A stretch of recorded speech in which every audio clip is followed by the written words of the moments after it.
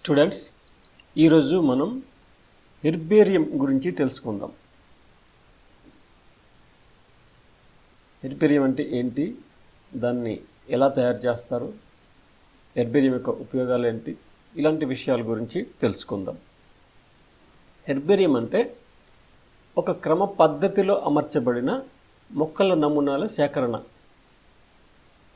అంటే మొక్కల నమూనాలను సేకరించి ఆ మొక్కల్ని ఎండబెట్టి అట్టల మీద అతికించి వాటిని ఒక క్రమ పద్ధతిలో అమరుస్తారు. దాన్ని హెర్బేరియం అంటాం. A systematically arranged collection of preserved plant specimens is called herbarium అన్నమాట. ఈ హెర్బేరియంని మొట్టమొదట తయారు చేసిన శాస్త్రవేత్త లూకా గిని. ఈయన పీసా బొటానికల్ గార్డెన్ని స్థాపించాడు. 1544లో పీసా బొటానికల్ గార్డెన్ని ఈయన స్థాపించాడు. ఈయన వృత్తిరీత్యా వైద్యుడు. ఈ లూకా గిని మొక్కల్ని నమూనాలను సేకరించి వాటిని ఎండబెట్టి అట్టల మీద అతికించి భద్రపరిచేవాడు. ఇతని శిష్యులు అనేక మంది ఈ విధానాన్ని అనేక దేశాలలో ప్రాచుర్యంలోకి తీసుకొచ్చారు. అయితే హెర్బేరియం అనే మాటని మొట్టమొదట వాడిన శాస్త్రవేత్త టర్న్ఫోర్డ్. ఈయన ఫ్రెంచి శాస్త్రవేత్త. ఈయన కూడా వైద్యుడు, మెడిసిన్ చదివాడు. తర్వాత వృక్షశాస్త్రం అయితే అతనికి చాలా ఆసక్తి ఉంది. ఈయన ఒక పుస్తకం రాశాడు, ఎలిమెంట్స్ డి బొటానిక్ అని. 1694లో ఆ పుస్తకాన్ని ఈయన రచించాడు. ఈ పుస్తకంలో మొట్టమొదట ఈయన హెర్బేరియం అనే పదాన్ని ఉపయోగించాడు అన్నమాట.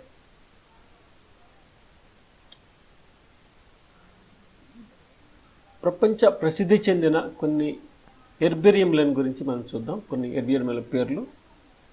ఒకటి ఏంటంటే రాయల్ బొటానిక్ గార్డెన్స్ క్యూ. ఇది ఇంగ్లాండ్ దేశంలో ఉంది.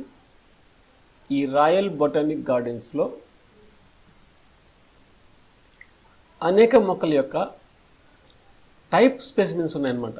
అంటే ఏ స్పెసిమెన్ ఆధారంగా ఆ మొక్కకి శాస్త్రీయనామం పెట్టారో ఆ స్పెసిమెన్ని భద్రపరుస్తారు. దాన్ని టైప్ అంటారు. అలాంటివి కొన్ని వేల స్పెసిమెన్లు ఈ రాయల్ బొటానిక్ గార్డెన్స్లో ఉన్నాయన్నమాట. మరొకటి museum of natural history Paris. ఇది ఫ్రాన్స్ దేశంలో ఉంది. ఈ హెర్బేరియంలో 1,000కి పైగా నమూనాలు ఉన్నాయి. 1,000 స్పెసిమెన్స్ ఈ హెర్బేరియంలో ఉన్నాయన్నమాట. అలాగే రష్యాలోని సెయింట్ పీటర్స్బర్గ్లో కొమరోవ్ బొటానికల్ ఇన్స్టిట్యూట్లో కూడా ఒక పెద్ద హెర్బేరియం ఉంది. అమెరికాలోని బ్రాంక్స్లో న్యూయార్క్ బొటానికల్ గార్డెన్లో ఒక హెర్బేరియం ఉంది. అలాగే భారతదేశంలో కోల్కతాలో ఆచార్య జగదీష్ చంద్రబోస్ ఇండియన్ బొటానిక్ గార్డెన్లో ఒక మంచి హెర్బేరియం ఉంది.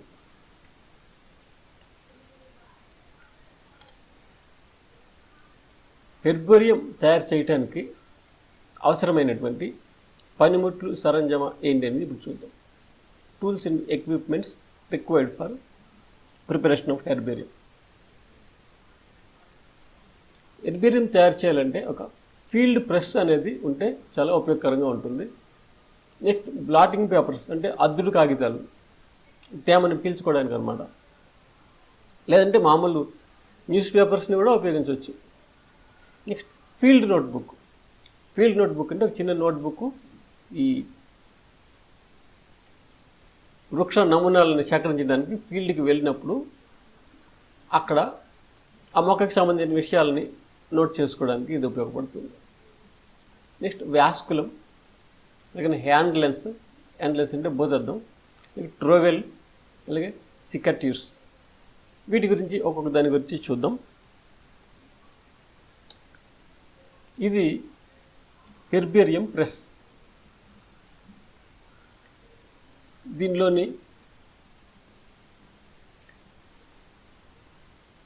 పైన కింద చెక్కతో చేసిన నిర్మాణాలు ఉంటాయి. ఈ రెండింటి మధ్యలోని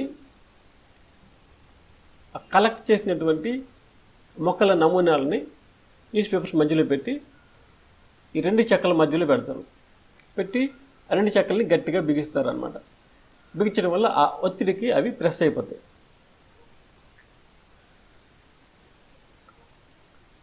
అప్పుడప్పుడు ఆ పేపర్స్ని మారుస్తూ ఉంటారు. మార్చి బాగా ఎండిపోయిన తర్వాత ఆ స్పెసిమెన్స్ని తీసుకొని అట్టముక్కల మీద అతికిస్తారు అన్నమాట. సో ఇది హెర్బేరియం ప్రెస్.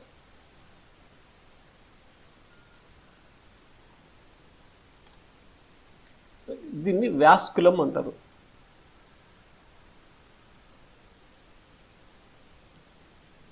ఈ వ్యాస్కులం అంటే ఇది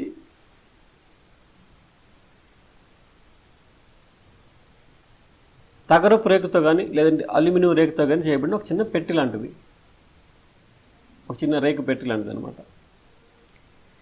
ఈ సేకరించిన మొక్కల్ని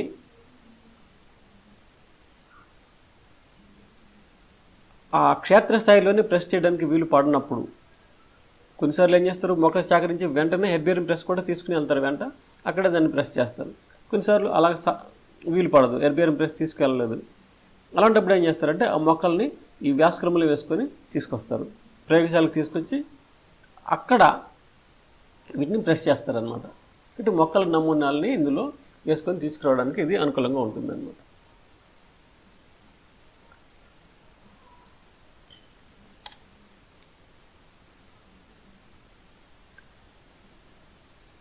సెకట్యూర్స్ అంటే పెద్ద కత్తెర అనమాట. గట్టిగా ఉండేటటువంటి మొక్కల భాగాల్ని కత్తిరించడానికి ఇది ఉపయోగపడుతుంది. ఇప్పుడు కొమ్మ చాలా మందంగా ఉంది, దాన్ని విరగొట్టడం కొంచెం కష్టంగా ఉందనుకోండి, ఈ సెకట్యూర్స్ అనే కత్తెరని ఉపయోగించి దాన్ని కట్ చేస్తారు. అలాగే ఈ భూతద్దం, హ్యాండ్ లెన్స్ అన్నమాట, చేతి కటకం, దీన్ని చిన్న సైజులో ఉండేటువంటి పుష్పాలను కానీ మొక్క భాగాలను కానీ పరిశీలించడానికి దీన్ని ఉపయోగిస్తారు. ఆ పుష్పంలోని ఎన్ని కేసరాలు ఉన్నాయి, లేకపోతే అండకోశం ఎలా ఉంది, ఇలాంటివి అక్కడే గమనించేసి దాన్ని ఫీల్డ్ నోట్బుక్లు నోట్ చేసుకుంటారు అన్నమాట.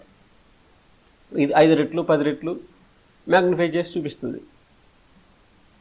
కాబట్టి ఫీల్డ్కి వెళ్ళినప్పుడు ఇలాంటి ఒక చేతి కటకాన్ని కూడా తీసుకెళ్ళి అక్కడ ఆ మొక్కని సేకరించినప్పుడు దాని గురించి ఏమన్నా పరిశీలించవలసి ఉంటే ఇది పరిశీలించి అవి నోట్ చేసుకుంటారు అన్నమాట. అలాగే ఇది ట్రొవెల్ అంటారు దీన్ని.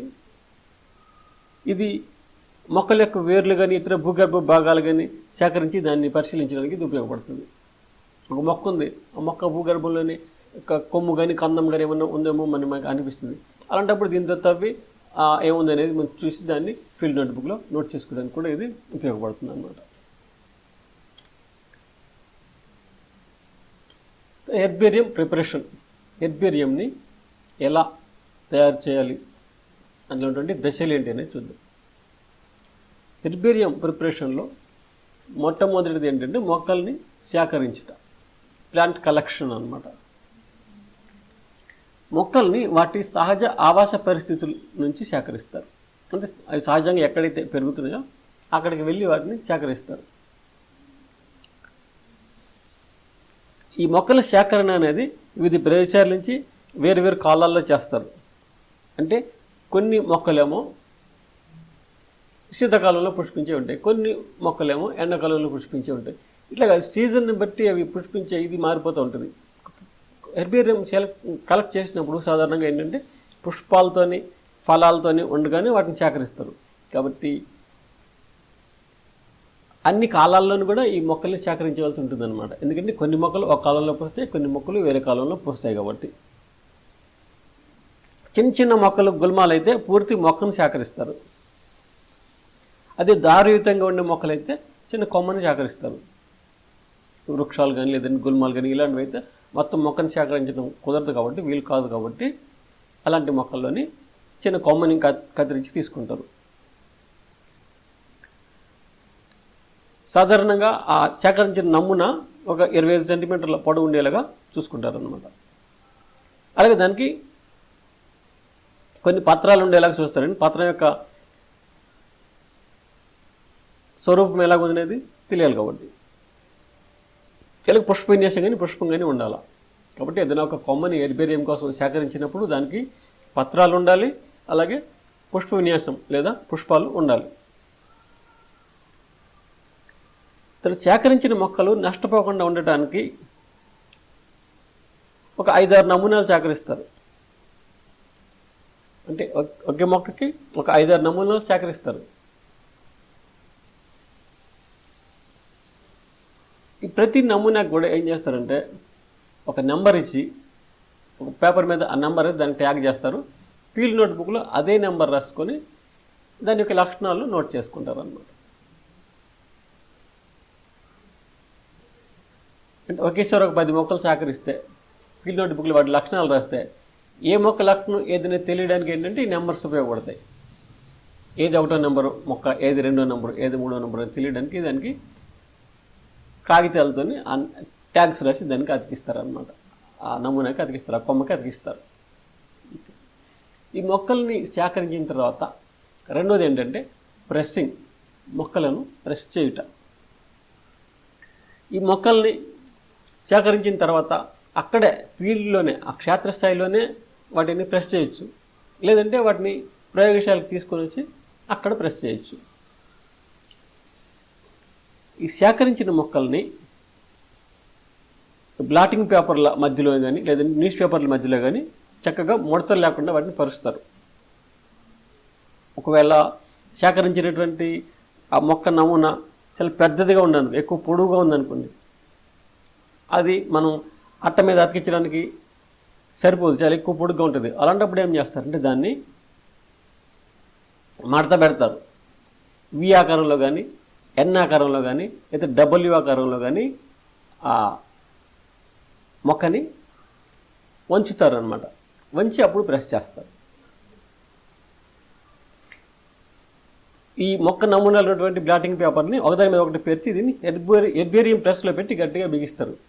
హెర్బేరియం ప్రెస్ అంటే కింద ఒక చెక్క ఉంటుంది, పైన ఒక చెక్క ఉంటుంది. ఆ రెండింటి మధ్యలోని, రెండు చెక్కల మధ్యలోని ఈ మొక్కలు కలిగినటువంటి బ్లాటింగ్ పేపర్స్ని పెట్టేసేసి గట్టిగా బిగిస్తారనమాట. సో ఈ విధంగా మొక్కల్ని ప్రెస్ చేస్తారు.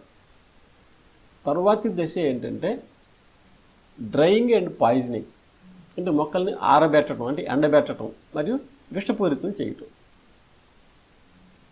ఈ మొక్క నమూనాలు ఉండేటువంటి హెర్బేరియం ప్రెస్ని ఎండలో ఉంచి మొక్కల్ని ఆరబెడతారు. 24 గంటల తర్వాత ఆ హెర్బేరియం ప్రెస్ నుంచి మొక్కల్ని వేరు చేసి మళ్ళీ కొత్త బ్లాటింగ్ పేపర్లు పెట్టి మళ్ళీ ఇలాగే బిగిస్తారు. ఒకసారి ఉపయోగించిన బ్లాటింగ్ పేపర్లని పడేయాల్సిన అవసరం లేదు, వాటిని ఎండబెట్టి వాటిని మళ్ళీ ఉపయోగించుకోవచ్చు. ఎందుకంటే బ్లాటింగ్ పేపర్లు తేమను పీల్చుకుంటాయి, వాటిని ఎండబెడితే మళ్ళీ అవి పొడిగా మారుతాయి, మళ్ళీ ఇంకోసారి వాటిని వాడుకోవచ్చు. ఈ విధంగా ఏం చేస్తారంటే ఆ మొక్క నమూనాని ఒక 4-5 సార్లు ఆ బ్లాటింగ్ పేపర్లు మారుస్తూ అసలు తేమ లేకుండా అది డ్రైగా అయిపోయేలాగా చేస్తారనమాట. అయితే ఇవి మొక్కల్ని డ్రైయింగ్. తర్వాత దీన్ని పాయిజనింగ్ కూడా చేస్తారనమాట. పాయిజనింగ్ అంటే ఏంటంటే ఈ మొక్కలకి ఇలాంటి కీటకాలు కానీ, చీడపీడలు కానీ, ఫంగస్లు కానీ, కీటకాలు ఇలాంటి వాటి వల్ల నష్టం జరగకుండా ఉండడానికి అనేసి ఆ నమూనాల్ని విషపూరితం చేస్తారు. విషపూరితం అంటే కొన్ని రకాల పదార్థాలని, నాఫ్థలిన్, డిడిటి, మెర్క్యూరీ క్లోరైడ్, ఇంకా కొన్ని పెస్టిసైడ్స్లు, పురుగు మందులు ఇలాంటివి వేసేసి ఆ మొక్క నమూనాలకి ఫంగస్ల వల్ల కానీ లేదంటే కీటకాల వల్ల కానీ నష్టం జరగకుండా చూస్తారు. దీన్ని విషపూరితం చేయటం అంటారు అన్నమాట, పాయిజనింగ్ అంటారు అన్నమాట.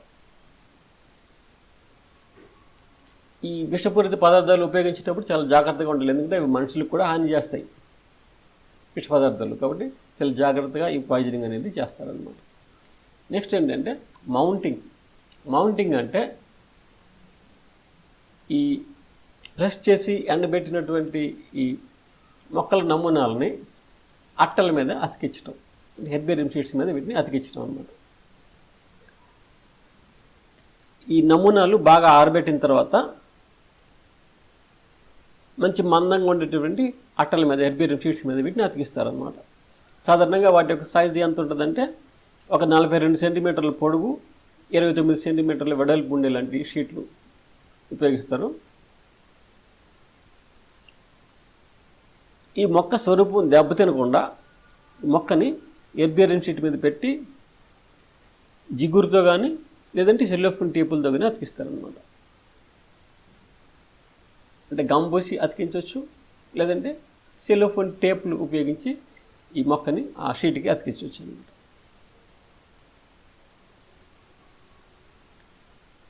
అయితే కొంతకాలానికి జిగురు ఎండిపోయి మళ్ళీ మొక్కలు ఊడిపోయే అవకాశం ఉంది.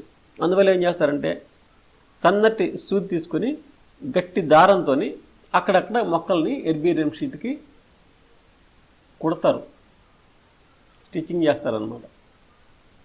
ఇలా గట్టి దారంతో కొట్టడం వల్ల అవి ఊడిపోకుండా ఉంటాయి. సాధారణంగా ఒక్క అట్ట మీద ఒక్క మొక్కని మాత్రమే అంటించాలి. కొన్నిసార్లు ఏంటంటే ఈ మొక్కలతో పాటు విత్తనాలు కానీ ఫలాలు ఇలాంటివి సేకరిస్తారు. వాటిని ఏం చేస్తారంటే ఒక చిన్న కాగితం సంచులు అని కానీ పాలిథిన్ సంచులు కానీ ఉంచేసి హెర్బేరియం షీట్కి ఒక మూలన స్టాప్లర్తో దాన్ని పిన్ చేస్తారు అన్నమాట. ఇలాంటి వేరే ఏమైనా విడిభాగాలు ఉంటాయి. సో ఇది మౌంటింగ్, అట్ట మీద అతికించడం. నెక్స్ట్ ఏం చేయాలంటే లేబెలింగ్, అంటే లేబుల్స్ అంటించడం. అంటే హెర్బేరియం షీట్ మీద మొక్కని అంటించిన తర్వాత హెర్బేరియం షీట్ యొక్క అడుగు భాగంలో కుడివైపున, హెర్బేరియం షీట్ మీద కింది వైపున కుడివైపున ఒక లేబుల్ అంటిస్తారు. సాధారణంగా ఈ లేబుల్ 4.5 సెంటీమీటర్ల వెడల్పు, 7.5 సెంటీమీటర్ల పొడవు ఉంటుందన్నమాట. ఈ లేబుల్లోని ఆ మొక్క శాస్త్రీయనామం, అలాగే దాన్ని ప్రాంతీయ నామం అంటే లోకల్ నేమ్, అలాగే మొక్క కుటుంబం, ఆ మొక్క సేకరించినటువంటి ప్రదేశం, అలాగే ఆ మొక్క ఆవాసం, ఆకృతి, ఆ మొక్కని ఎవరు సేకరించారు, అలాగే సేకరించినటువంటి తేదీ ఏంటి, ఇలాంటి వివరాలని ఆ లేబుల్లో రాస్తారు. తర్వాత ఏంటంటే అలా తయారు చేసినటువంటి హెర్బేరియంని స్టోరేజ్ అంటే భద్రపరచడం. ఈ హెర్బేరియం షీట్లని ఒక వర్గీకరణని అనుసరించి, అంటే కొన్ని హెర్బేరియంస్లో బెంథమ్ హూకర్ వర్గీకరణ అనుసరిస్తారు, కొన్ని హెర్బేరియంలో యంగ్లర్ ప్రాంటిల్ వర్గీకరణ అనుసరిస్తారు. ఇట్లా ఏదో ఒక వర్గీకరణ వ్యవస్థని అనుసరించి బీరువాల్లో, అరల్లో పెడతారు అన్నమాట. చెక్క బీరువాలు కానీ ఎనుపు బీరువాలు కానీ ఆ బీరువాల్లోని ఈ హెర్బేరియం షీట్లని కుటుంబాల వారీగా అమరుస్తారు. అంటే ఒక అరలోని అన్ననేసి కుటుంబం చెందిన హెర్బేరియం షీట్లు, ఇంకొక అరలోని ఆస్ట్రేసి కుటుంబానికి చెందిన హెర్బేరియం షీట్లు, ఇలాగా కుటుంబాల వారీగా వీటిని అమరుస్తారు అన్నమాట.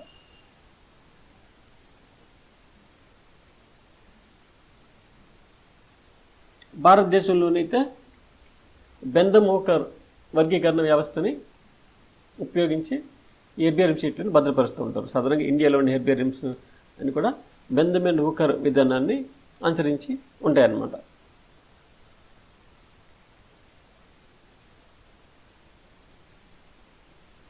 ఇప్పుడు మనం హెర్బేరియం వల్ల ఉపయోగాలు చూద్దాం.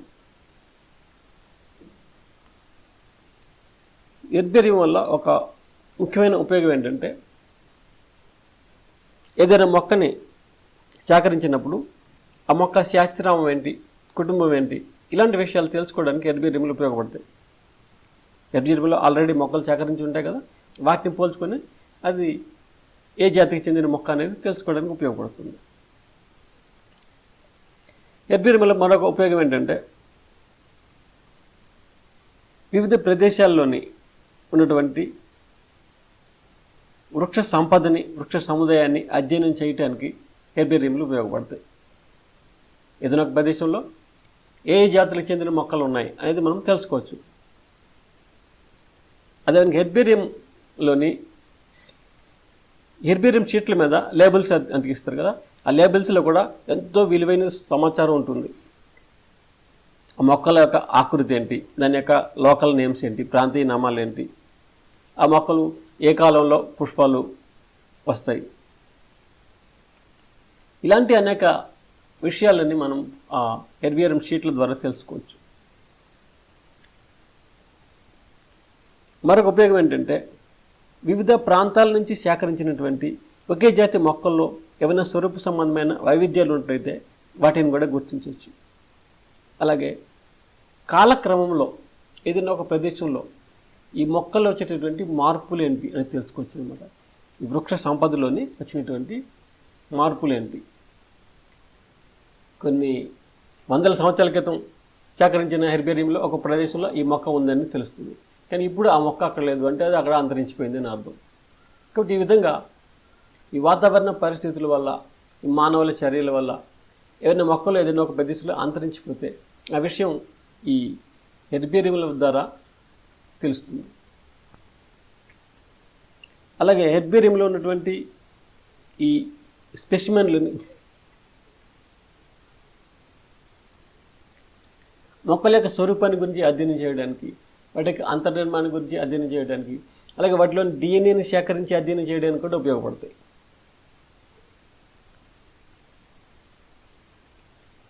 అదేవిధంగా ఒక కుటుంబాన్ని గురించి కానీ, అయితే ఒక ప్రజాతి గురించి కానీ ఒక మోనోగ్రాఫ్ అనేది రాయాలంటే హెర్బేరియంలోని స్పెసిమెన్లు ఉపయోగపడతాయి.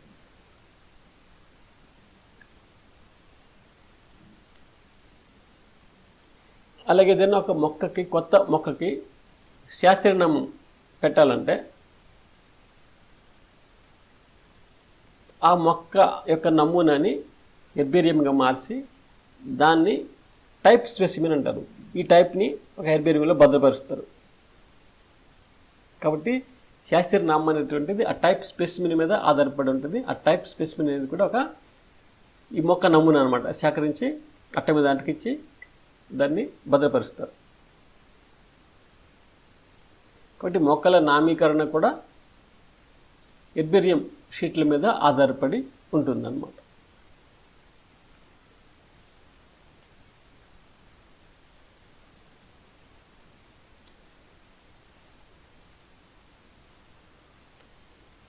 ఈ భారతదేశంలోని అనేక చోట్ల హెర్బేరియంలు ఉన్నాయి. ఇందాక ఒకటి చెప్పాం, కోల్కతాలో ఒక హెర్బేరియం ఉందండి. అలాగే డెహ్రాడూన్లోని ఫారెస్ట్ రీసెర్చ్ ఇన్స్టిట్యూట్లో ఒక పెద్ద హెర్బేరియం ఉంది. అలాగే బాంబేలోని బ్లాటర్ హెర్బేరియం అనేది ఉంది.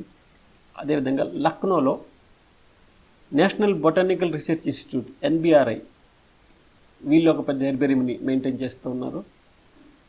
అదేవిధంగా బొటానికల్ సర్వే ఆఫ్ ఇండియా వాళ్ళు అలహాబాద్లోని ఒక హెర్బేరియం మెయింటైన్ చేస్తున్నారు, దాన్ని సెంట్రల్ సర్కిల్ అంటారు. అలాగే షిల్లాంగ్ నార్త్ ఈస్ట్లో, ఈశాన్య రాష్ట్రాల్లో ఒక హెర్బేరియం మెయింటైన్ చేస్తున్నారు, దాన్ని ఈస్టర్న్ సర్కిల్ అంటారు. అలాగే తమిళనాడులోని కోయంబత్తూరులో ఒక హెర్బేరియం మెయింటైన్ చేస్తున్నారు, దాన్ని సదరన్ సర్కిల్ అంటారు. ఇవన్నీ కూడా BSI botanical survey of India వాళ్ళు మెయింటైన్ చేసే హెర్బేరియంలు అనమాట. అదేవిధంగా పూనాలో దీన్ని వెస్టర్న్ సర్కిల్ అంటారు. ఇక్కడ కూడా ఒక హెర్బేరియంని ఆ BSI వాళ్ళు మెయింటైన్ చేస్తున్నారు. అదేవిధంగా డెహ్రాడూన్లో, ఉత్తరాఖండ్ అనమాట, ఈ డెహ్రాడూన్లో కూడా ఒక హెర్బేరియంని, దీన్ని నార్దర్న్ సర్కిల్ అంటారు, ఇక్కడ కూడా ఒక హెర్బేరియంని BSI వాళ్ళు మెయింటైన్ చేస్తున్నారు అన్నమాట. మొత్తం 5 హెర్బేరియంలని 5 చోట్ల వాళ్ళు BSI వాళ్ళు అంటే బొటానికల్ సర్వే ఆఫ్ ఇండియా వాళ్ళు హెర్బేరియంస్ని మెయింటైన్ చేస్తున్నారు.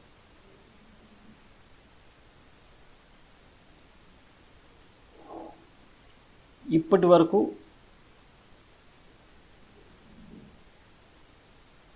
$250 మిలియన్ జాతులకు సంబంధించిన హెర్బేరియం షీట్లని ప్రపంచవ్యాప్తంగా భద్రపరిచారన్నమాట. ప్రపంచవ్యాప్తంగా ఉన్నటువంటి అన్ని దేశాలు ఉన్నటువంటి హెర్బేరియంలోని 250 మిలియన్ జాతులకు సంబంధించినటువంటి హెర్బేరియం షీట్లు భద్రపరిచి ఉంచారు. అలాగే ఈ ప్రపంచంలోని వివిధ హెర్బేరియాలకు సంబంధించినటువంటి విలువైన సమాచారాన్ని హెర్బేరియం న్యూస్ అనే పేరుతో ఒక న్యూస్ లెటర్ని అమెరికాలోని సెయింట్ లూయిస్లోని మిస్సరీ బొటానికల్ గార్డెన్స్ వాళ్ళు ప్రతి నెలా ప్రచురిస్తూ ఉంటారు. ప్రపంచం మొత్తం మీద